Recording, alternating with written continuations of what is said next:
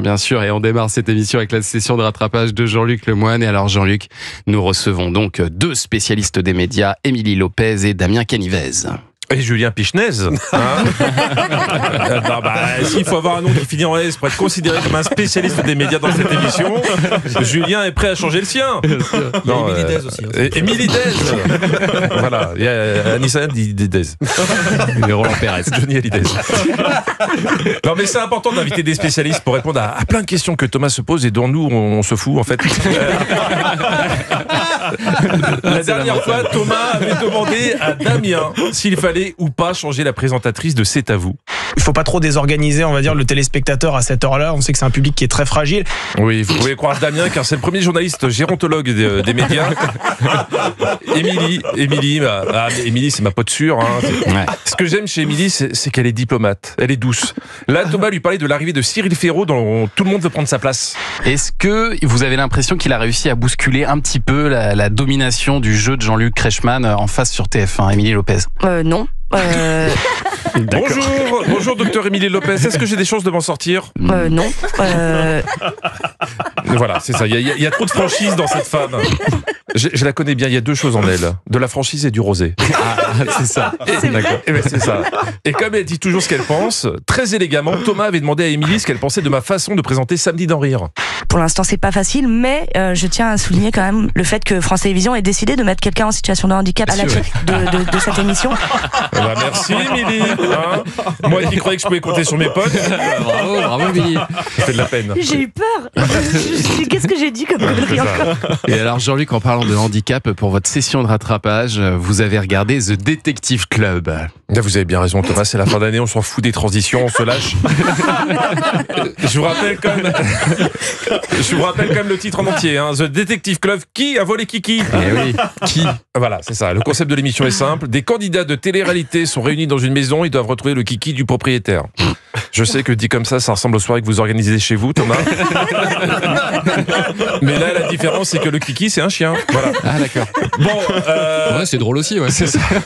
Le casting est costaud pour cette émission, avec un retour inattendu, celui de la vedette préférée d'Anissa, celle qui a un peu inspiré son parcours.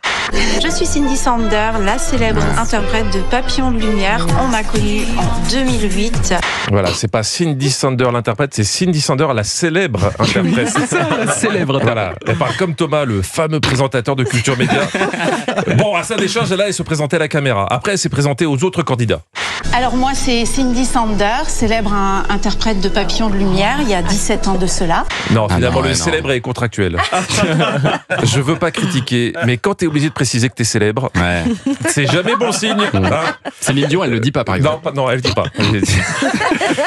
Il y a aussi Adixia, qui est persuadée d'avoir les bonnes qualités pour mener l'enquête. Dans mes anciennes relations, vous inquiétez pas, moi je ne suis même pas une détective, je suis carrément le FBI. Pour savoir si ça me trompait ou pas. Voilà, Adixia, elle a l'œil. Hein. Impossible de la tromper, sinon elle se rend compte tout de suite. J'ai oublié de vous faire écouter sa présentation au groupe. Moi c'est Adixia, j'ai 32 ans, je suis divorcée. Voilà, 2 fois dans ma vie, c'est génial. Good vibes, très good vibes. Voilà, 2 divorces à 32 ans, alors qu'elle a même pas participé à Marier au premier regard. Adixia à l'œil, mais le problème c'est qu'elle l'a trop tard. Il y a aussi Beverly qui fait le point sur sa journée d'enquête.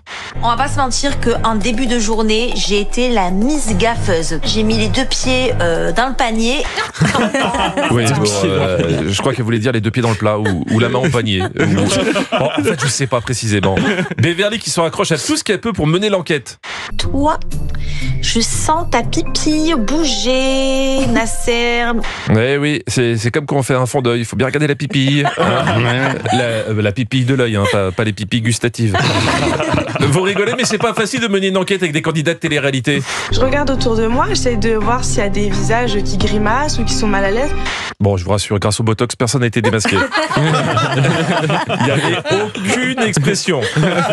Bon, si les voleurs ne sont pas démasqués, ils peuvent faire passer des détectives à la trappe. Une vraie trappe qui est disposée dans le jardin. Et ça ne plaît pas trop à Adixia. T'es éjecté, bye bye, on te voit plus. Alors moi je veux pas passer à la trappe, hein, c'est mort. Comme ça, on dirait qu'on a tiré la chasse et que je suis tombée dans le trou. Ah oui. Je sais pas quoi dire de cette phrase. Non, je non, pense qu'elle est autosuffisante. Mais bon, heureusement pour les aider, le S, le propriétaire, leur donne des indices à intervalles réguliers et pour signaler ces moments d'indices, ils sont pas cassés la tête à la prod. À chaque fois que vous entendrez ce son. Non, c'est le vrai son. Ouais, à chaque fois qu'il y a ce son, il y a une épreuve ou un train qui rentre en gare ou un enfant qu'il faut aller chercher à l'accueil. Je sais plus. Elle est très compliquée cette émission. Bon, pour accéder à un indice, il fallait répondre à un questionnaire et pour une fois, il était pas simple. Quel animal est capable de respirer par l'anus? Hein? Non, vas-y. Ouais, je sais, je vous connais tous. Je sais que plein de réponses vous viennent à l'esprit, et notamment plein d'animateurs. Mais non, c'est la tortue. Bah oui, bon, Giuseppa avait une autre proposition. Je l'ai déjà entendu. Ouais, ça me dit quelque chose. Le pingouin. C'est sûr, c'est ça, frère.